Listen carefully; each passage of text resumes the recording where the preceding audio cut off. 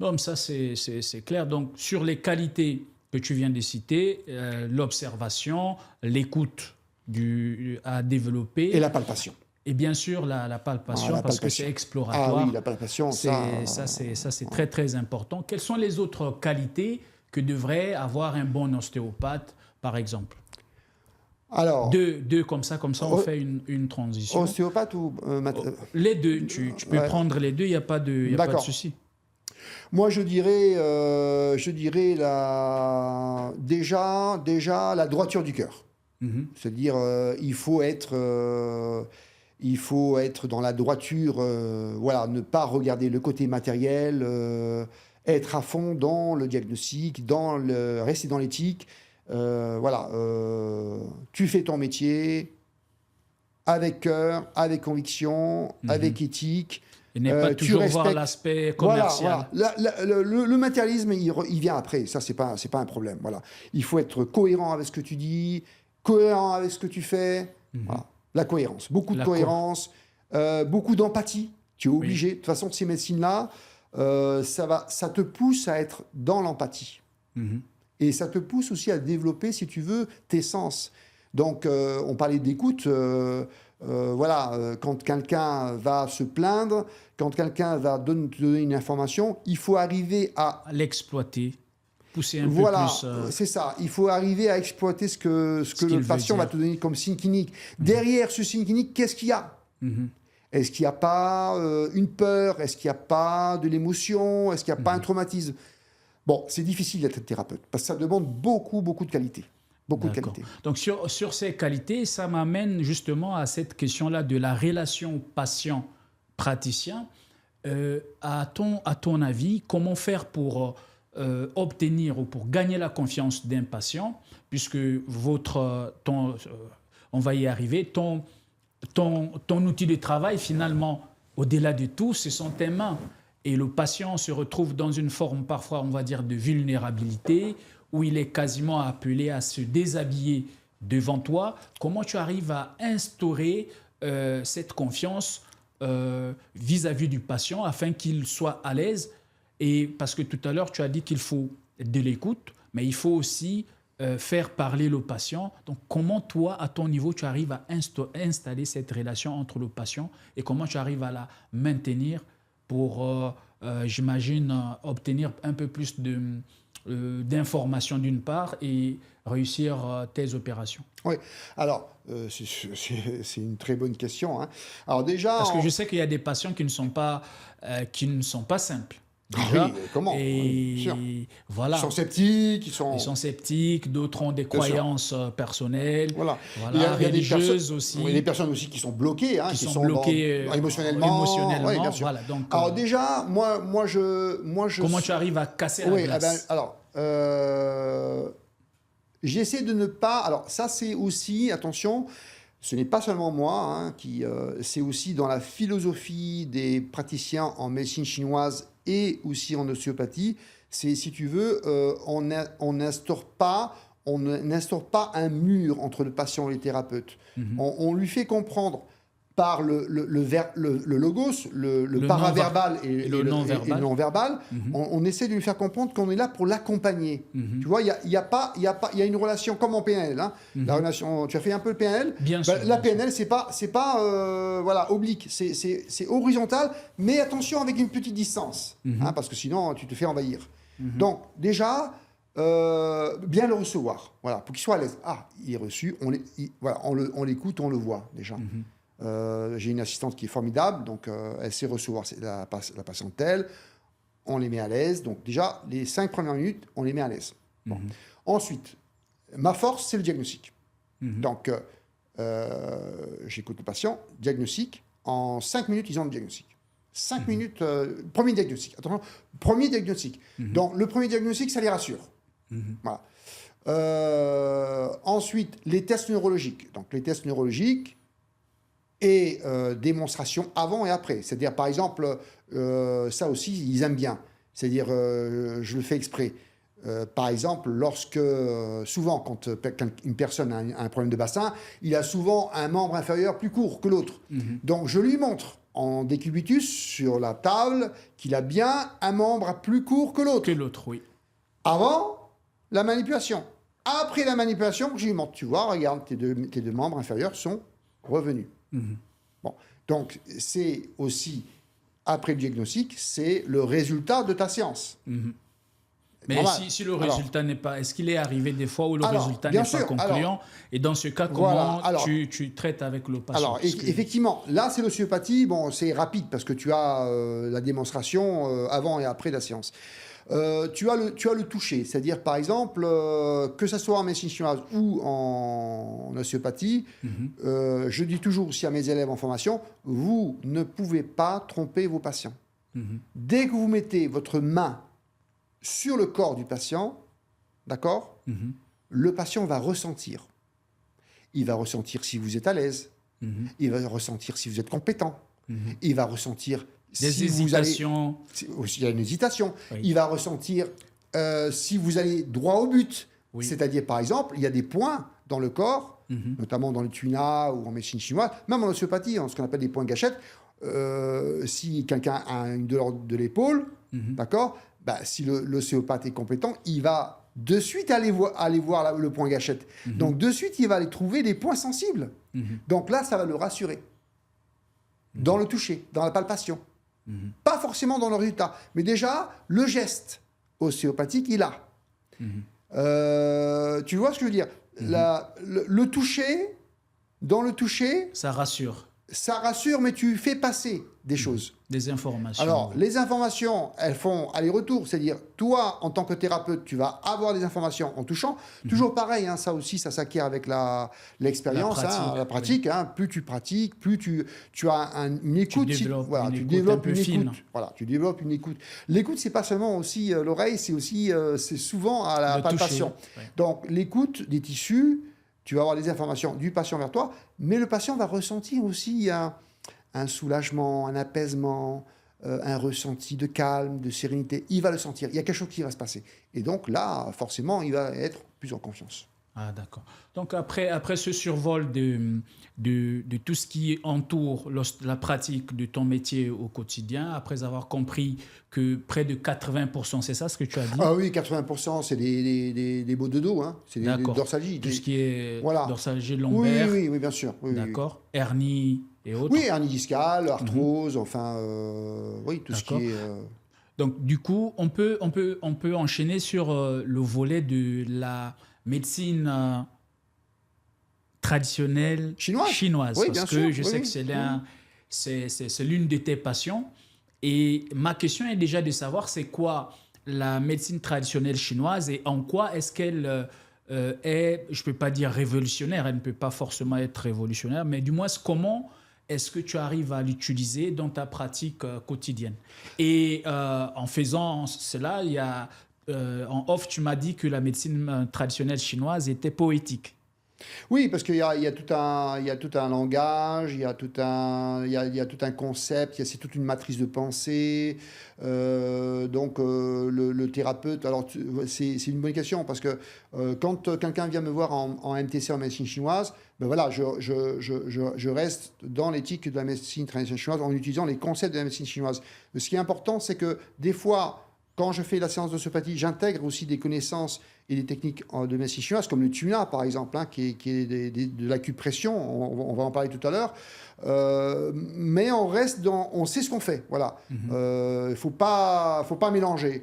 La MTC, si tu veux, la médecine traditionnelle chinoise, comment j'ai pu l'incorporer. Moi, j'ai fait la formation d'ostéopathie avant la MTC. C'est après j'ai fait la MTC.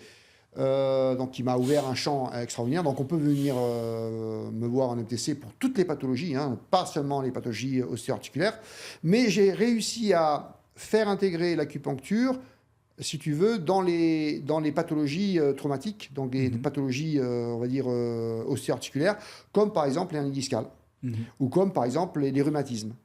Par exemple, tu as par exemple des douleurs rhumatismales des douleurs, on va dire, en type bi-froid, bi-chaleur, bi-syndrome, bi-humidité, ça c'est des concepts chinois, on va utiliser là l'acupuncture. Donc là, en ostéo, on est limité, parce que l'ostéo, bon, oui, il y a des techniques circulatoires, mais on est quand même limité. Quand on a des rhumatismes, en acupuncture, ça marche très bien. Voilà, donc on peut passer d'une à l'autre, selon la pathologie. Donc, quand il y a en restant dans le traumatique. Donc, quand on a une pathologie traumatique d'ordre climatique, d'accord, donc on vient de le citer, hein, le bi-humidité par exemple, ou le bi-froid, eh ben, on pique, on chauffe. Voilà, donc là, on passe en acupuncture par exemple. D'accord. Et ça marche très bien. En dehors de l'acupuncture, quels sont les autres piliers de la médecine traditionnelle chinoise? Alors, la MTC, la médecine traditionnelle chinoise, possède 5 piliers. Oui. Tu as l'acupuncture. L'acupuncture, c'est ça que je viens de dire. L'acupuncture. Alors ensuite, tu as le tuina. Donc le tuina, qu'est-ce que c'est? Le tuina, si tu veux, c'est des techniques. Alors c'est pas que du massage énergétique. Hein. C'est des techniques, si tu veux, d'acupression, de massage, donc on va travailler un peu sur les tissus musculaires, les tissus tendineux. On peut faire aussi des petites manipulations, mais ça reste, c'est pas d'ostéopathie, ça reste dans le cadre du tuna. Voilà, d'accord. Donc pour découvrir tous les centres énergétiques. Voilà, et bien sûr, comme ça fait partie de la MTC, donc on va plus s'appuyer, si tu veux, sur des réseaux énergétiques. Donc plus sur des méridiens énergétiques, donc plus sur des points d'acupuncture. Donc on va par exemple travailler sur des points bien spécifiques, des points d'acupuncture, pour débloquer, pour enlever des douleurs, pour faire circuler les liquides organiques, pour faire circuler le sang, ou alors pour chasser un pervers, comme un pervers climatique, comme le froid, comme l'humidité, et la